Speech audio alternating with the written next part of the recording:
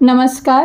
तुम्हालाही बिर्याणी, पुलाव की असा राईसचा कुठलाही प्रकार करताना असा मोकळा आणि छान भात करायचा आहे का?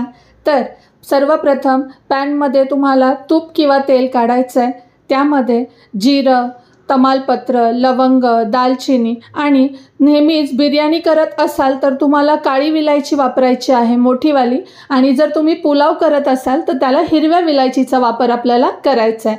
इथे मी काळी विलायची घेतली आहे कारण हा राईस मी बिर्याणीसाठी करणार आहे.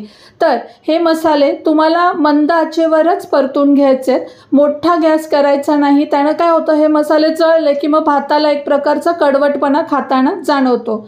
दुसरी टिप, तुम्हाला पाणी हे व्यवस्थित उकळून घ्यायचं आहे. पाण्याला चांगली खळखळ अशी उकळी आल्यानंतरच किमान अर्धा ते 1 तास भिजवलेला तांदूळ तुम्हाला या पाण्यामध्ये टाकून घ्यायचा आहे.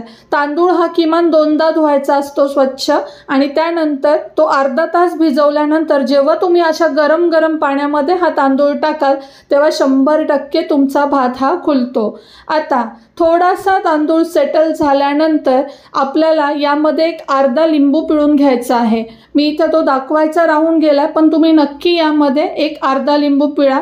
1 किलो जर तांदूळ असेल तर त्याला अखंड अर्धा लिंबू पिळून घ्यायचा आहे. असं केलं तर तुमचा राईस असा मस्त मोकळा होतो, पांढरा शुभ्र होतो आणि त्याला छान असं टेक्स्चर येतं. अर्थातच हा राईस तुम्ही बिर्याणी, पुलाव, फ्राईड राईस करतानाही अशा पद्धतीनं करू शकता. फ्राईड राईस करताना फक्त तुम्हाला इथे खडे मसाले स्किप करायचे आहेत.